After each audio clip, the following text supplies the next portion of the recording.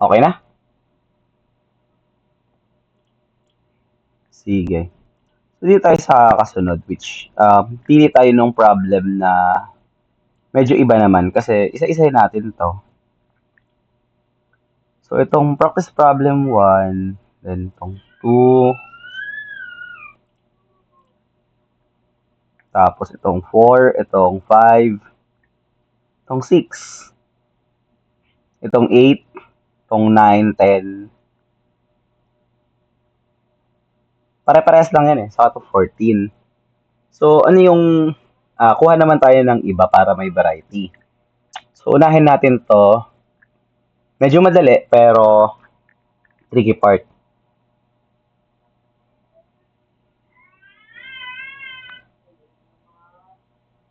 So, ready na? Kita nyo ba? Thumbs up na lang kung ano na, kita.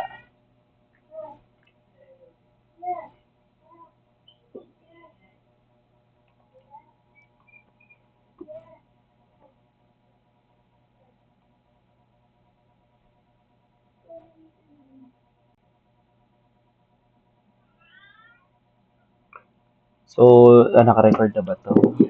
Yes. So, di tayo sa first uh, practice problem 5.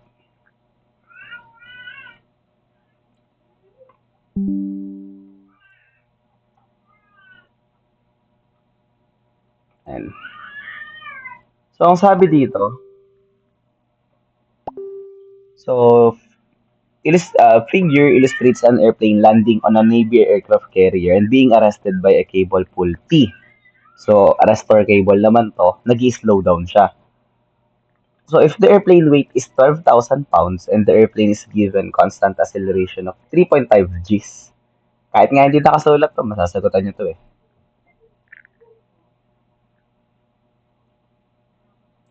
Find the hook pull P, wheel reaction R, and the distance D. So, yung distance D, if titingnan nyo mabuti, perpendicular yan, nakalinya yan na ganyan. So, marami nagtanong dito. Engineer, kulang po yung given, wala pong height dito, di namin matapos. May nakalimutan na isang important concept sa moments. Sa moments kasi, ang kailangan mo dyan ay moment equals force times distance. Force times perpendicular distance. So kung ito, dito tayo sanay. Kung ito ang linya, asan yung force? Ganito, perpendicular 90 degrees. Paano kung yung binigay sa'yo ay, let's say, yung force mo ay ganito? Asan yung distance? Dapat perpendicular. Balik na rin natin. Meron ka dito force.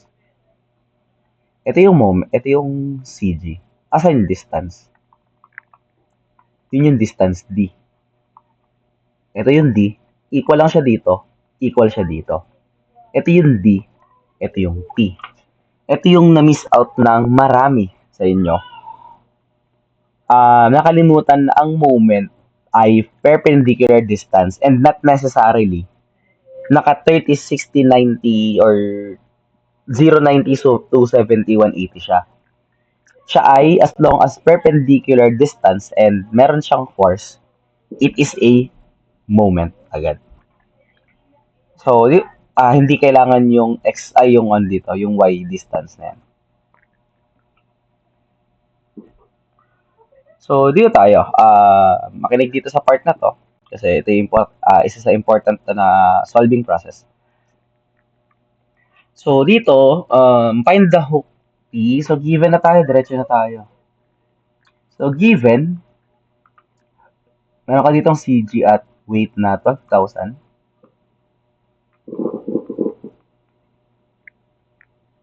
Tapos meron ka, since nag-slow down ka, dito yung force, MA.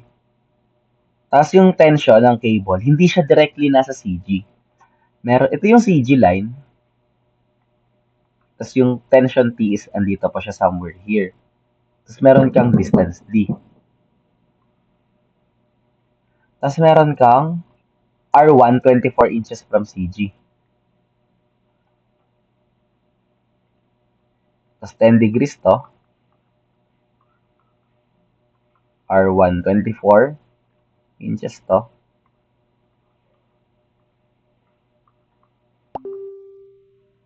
Tapos, may sumasali ba? Wala na. So, dito, kompleto na. So, ang sabi, landing velocity is 60. So, velocity equals 60 miles per hour times 88 over 60. Velocity equals 88 feet per second. So, what is the stopping distance? Yung kanina pala, di ko na-solve yung stopping distance. Pero, input nyo lang yun, simple yung formula. Ipakita na natin dito. Hindi ko na-solve kanina eh.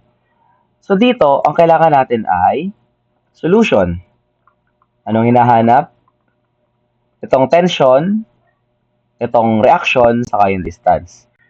So, summation of x muna tayo. Equals 0. Alam forces ng x, meron tayong mahahating component. Dito sa tension, meron tayong T cosine 10 at meron tayong T sine 10. So, excess muna, negative MA plus T cosine 10 equals 0. Wala na eh. Yun lang. Dalawa. Tapos dito sa y, meron tayong tatlo, pero later yan. MA equals T cosine 10. W over G, A equals T cosine 10. 12,000 over G. Ang A natin ay 3.5 Gs times 3.5 G equals T cosine 10. Cancel. Dito na tayo sa ilalim, 12,000 times 3.5 over cosine 10 equals T. Ano gagawin dyan? Solve na lang. 12,000 times 3.5 over cosine 10, 42,647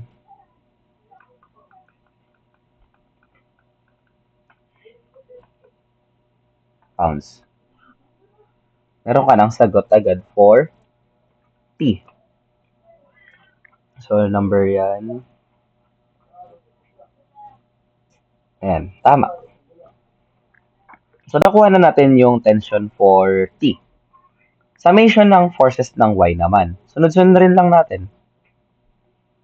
Dito na, summation of forces of Y was 0. Tatlo yan. So, expect natin tatlo yung susulat. Meron tayong negative 12,000. Meron tayong pababang negative T sine 10. Tapos meron tayong pataas na R1. So, dito, R1 yung missing. So, itong T sa, yung T pala, store na natin to. So, meron tayong 15 minutes. Go lang. Ito ay store natin ang A. So, dito, meron tayong R1 equals 12,000 plus T sine 10.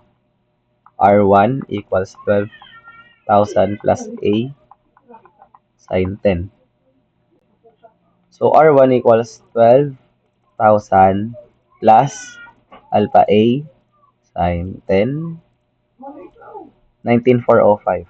So, R1 equals 19,405.7339.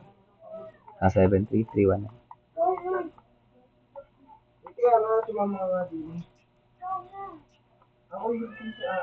So, pag-check natin, ayan, tama. So, next, meron ka ng, tapos na sa X and Y, meron ka ng T and R, yun yung required. Last is yung D na. So, sa moment na siya makukuha.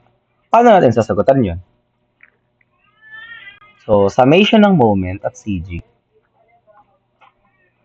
Bakit dito napagdesisyonan kong sa CG na lang mag-solve? Instead of mag-R1, wala na kasi akong equation. Nagiging same din naman yung answer niya kung magsasolve ako sa R1. Ganun lang din. Pero dito, ang target ko na ay maubos na tong ano, maubos na tong agad as much as early as possible. So, pag sa CG ako nag-moment, tanggal tong 12 sa tong MA. Ang maiiwan na itong T sin 10. So, sulat na natin. CG tayo. Magagawa tayo moment tayo dito. R1 times 24.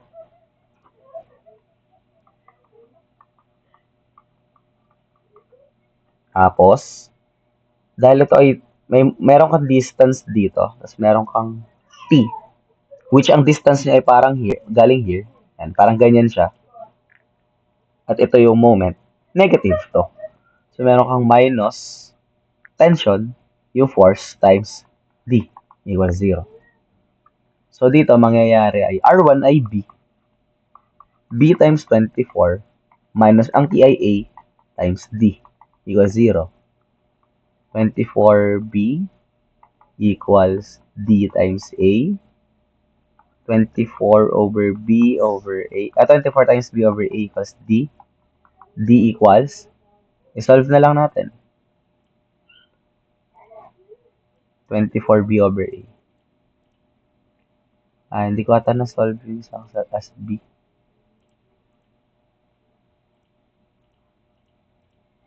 (24 alpha B)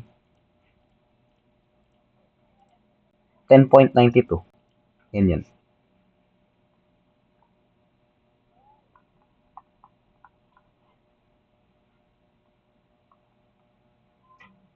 So, nakuha to. Pag chinek yan, 10.92. Now, dun tayo sa tricky part, which is, sinahanap na sa atin yung if the landing velocity is 60 miles per hour, what is the stopping distance? Ang formula lang nun ay, alalahanin ulit. Pwede nyo namang isulat to palagi, kinematics equation.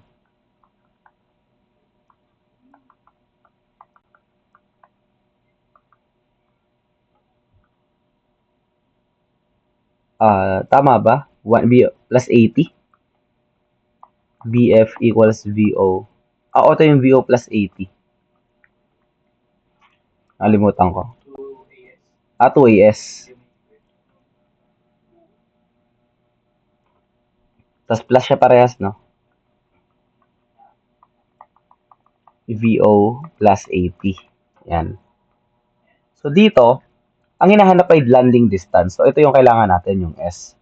So, S equals VOT plus 1/2 AT squared. May makukuha ba tayo dyan? May hirapan. Wala kasi tayong time. Pero ito, mayroon ka pang isang S dito, luckily. So, VF squared equals V0 squared plus 2AS. Ano yung VF? Final velocity. VO, pwede mong isulat as VI. Initial velocity.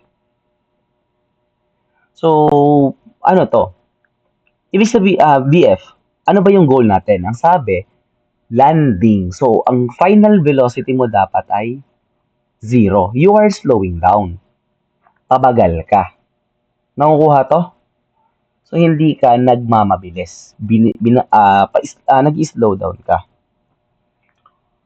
So,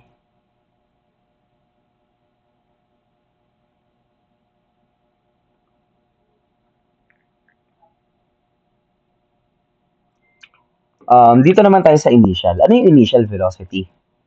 Ano yung velocity mo bago ka mag-full stop? Which is given kanina at 60 miles per hour. 60 feet per second din naman siya. Kailangan natin ay feet per second. So, na-convert na pala natin, diretso. 88 plus 2 times, ano yung acceleration natin? 3.5g. Ayan. 3.5g times s. Pwede na tayo mag-shift solve dito. Papalitan mo na lahat ng value.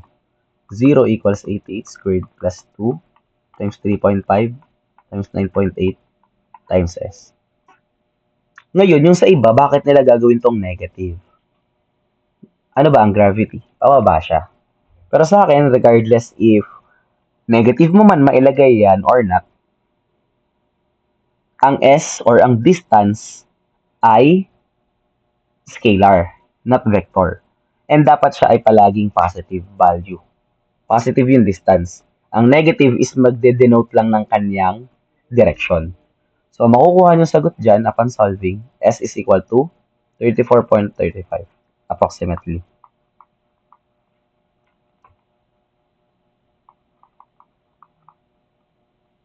Feet. So, nakuha yun. Yung mga technique kung paano nagsasolve. So, nasasanay na ba na ang pagsasolving natin ay summation of forces ng X, then Y, then moment. So, kuha ulit tayo while magre-record ng panibago ng katulad na nature ng problem. Kasi ito mamaya, pakita ko tong 6 and 7. Ito kasi ay bago. So, yung ito. Try nyo tong practice. Ay, wag pa ito. May cut section to eh. Ito na lang muna. So, practice problem number 8. Dito, kailangan nyo mag-isip. So, try nyo muna siyang isolve for 30 minutes. Then, using sunod-sunod na methods, X, Y, then moment. Then, saka natin siya explain. So, stop ko na yung recording. Then,